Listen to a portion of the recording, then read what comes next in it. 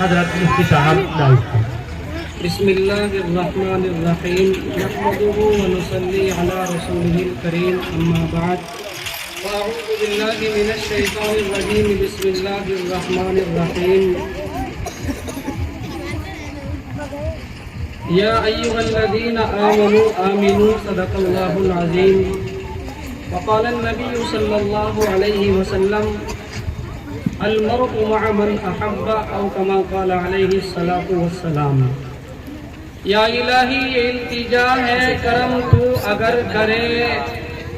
یا الہی یہ التجا ہے کرم تو اگر کرے، وہ بات دے زباں پر جو دل پر اثر کرے، گرچہ انداز بیاں میرا اتنا شوق نہیں ہے، شاید کہ اتر جائے تمہارے دلوں میں میری بات۔ گرامی قدر معزز علماء کرام، باغر سے مہمانان اعظام تشریف لائے ہوئے ہیں، اور میرے محترم بزرگوں، یقیناً اللہ تبارک و تعالیٰ کا بے انتہا شکر و احسان ہوا کہ ایسی مبارک گھڑی میں رب تعالیٰ نے ہم سب کو جمع فرمایا، اور مدرسہ سبیل الفلاح کہ ہونہار طلبہ اور طالبات کا کچھ پروگرام دیکھنے کو نصیب ہوا۔ اللہ سے دعا ہے رب کریم مدرسے کو دن دوگنی رات چوگنی ترقی مرحمت فرمائے، اور یہاں کے باشندگان محترم کے اندر اللہ کا شکر ہے، دین کا بڑا جذبہ ہے۔ یہ بات کہنے کی نہیں ہے، لیکن جذبات مجبور کر رہے ہیں کہنے کے اوپر کہ یہاں کے طلباء اور طالبات نے جو پروگرام پیش کیا ہے، ہم بہت ساری جگہوں پر جاتے ہیں، اللہ کا فضل ہے، بچوں کا پروگرام دیکھنے کو ملتا ہے، بچوں کے پڑھنے کا سلیقہ، بیٹھنے کا سلیقہ، بات کرنے کا سلیقہ، ایک منظم نظام ہے الحمدللہ۔ تو وہاں پر یہ چیزیں ہمیں محسوس نہیں ہو پاتی، کچھ نہ کچھ خامی اور کمزوری رہ جاتی ہے، تعریف کی بات نہیں ہے واللہ۔ لیکن یہاں میں نے یہ چیز دیکھی ہے کہ اللہ کا شکر ہے کہ ہر بچہ اپنی مثال آپ ہے، یہ بات دیکھنے کو مل رہی ہے۔ اور یہ کس بنیاد پر ہوا؟ ہم سب کے کرم فرما ہر دل عزیز حضرت اقدس جناب قاری محمد امجد صالح دامت برکاتہم العالیہ کی محنتوں کا ثمرہ ہے۔ اتنے کم وقت میں اس طرح سے بچوں کو تیار کرنا بہت مشکل کام ہے۔ ہر بچہ ادائیگی کے ساتھ، لب و لہجے کے ساتھ تقریر کرنے میں ماہر، نعت پڑھنے کا ترنم بڑا اچھا، اور بچے کے اندر سلیقہ۔ حالانکہ علماء کے بیچ آ کر کے اچھوں کے پسینے چھوڑ جاتے ہیں، جب اس مائک پر آتے ہیں نا تو سمجھ میں نہیں آتا کہ میں کیا بات کروں۔ جو پہلے سے آپ سوچ کر کے آئے ہیں، تیاری کر کے آئے ہیں، یہاں آنے کے بعد سارا معاملہ خراب ہو جاتا ہے۔ یہاں تو وہی بولتا ہے جس کو رب تعالیٰ قبول فرما لیتا ہے۔ یہاں آنے کے بعد اللہ کی طرف سے مدد آتی ہے،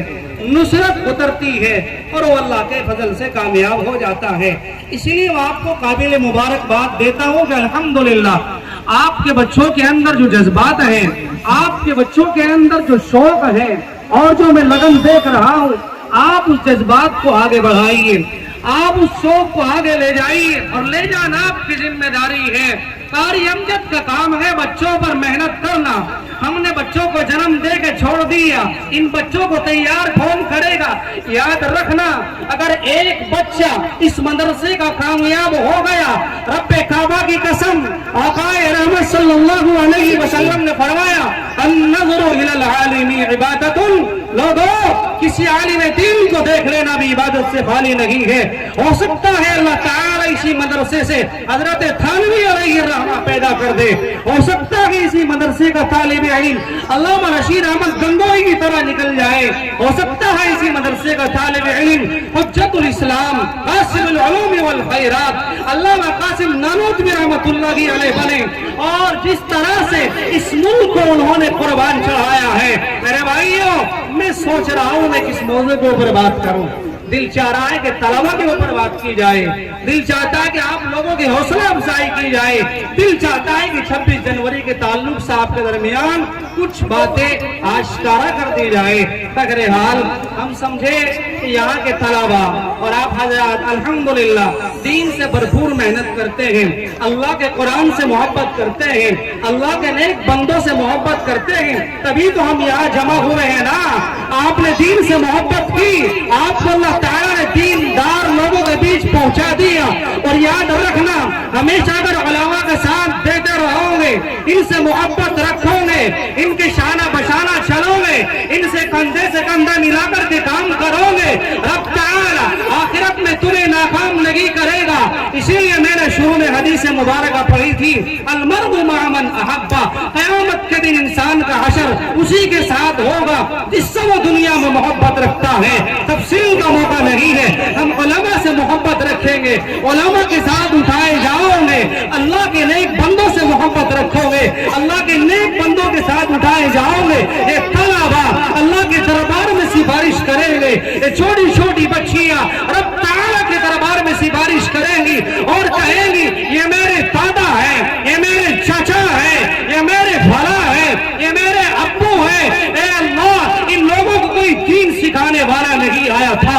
یہ لوگ قرآن نہیں جانتے تھے، یہ لوگ اسلام نہیں جانتے تھے، یہ لوگ نماز نہیں جانتے تھے، یہ لوگ قرآن پڑھنا نہیں جانتے تھے، لیکن اچانک آپ کی نظر اچانک قاری امجد کے اوپر پڑی، اللہ تعالیٰ نے قرآن کے واسطے سے انہیں یہاں پہنچا دیا، اور انہوں نے یہاں طلبہ پیدا کیے، انہوں نے یہاں حافظ قرآن پیدا کیے، انہوں نے یہاں عالم جلیل پیدا کیے، انہوں نے یہاں علماء دین پیدا کیے، انہوں نے یہاں امت کے ترجمان کھڑے کر دیے۔ میرے بھائیوں، جب رب تعالیٰ کا دربار ہوگا اور خدا تعالیٰ کہے گا آؤ میرے بندو، تم نے ایک مرتبہ مدرسہ سبیل الفلاح کا پروگرام سجایا تھا، وہاں کے طلبہ قرآن پڑھ رہے تھے، وہاں کے طلبہ تقریر کر رہے تھے، وہاں کے طلبہ اللہ کی وحدانیت کو بتا رہے تھے، وہاں کے علماء آپ کو دین کی بات سمجھا رہے تھے۔ یہی امت کے ترجمان، یہی امت کے حقدار، یہی صاحب قرآن،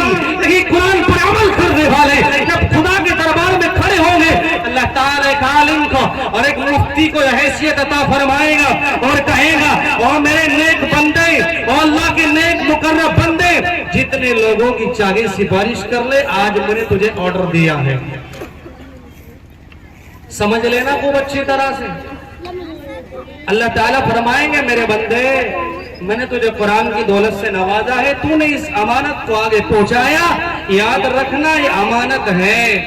امانت ہے بھائیوں۔ اور اللہ تعالیٰ فرمائے کہ جتنے بندوں کو چاہتا ہے جنت کے اندر داخلہ کرا دے، تو اس وقت ہمیں پتہ چلے گا ان علماء کی قدر کا، اس وقت ہمیں پتہ چلے گا ان اکابرین کی قدر کا، کہ جب اللہ تعالیٰ فرمائیں گے آسمان پر نکلنے والے ستارے کتنے ہیں کوئی شمار نہیں کر سکتا، اللہ کی نعمتوں کو اگر کوئی شمار کرنا چاہے نہیں کر سکتا۔ رب کہتا ہے وَإِن تَعُدُّوا نِعْمَتَ اللَّهِ لَا تُحْصُوهَا، اگر کوئی اللہ کی نعمتوں کو شمار کرنا چاہے ہرگز نہیں کر سکتا۔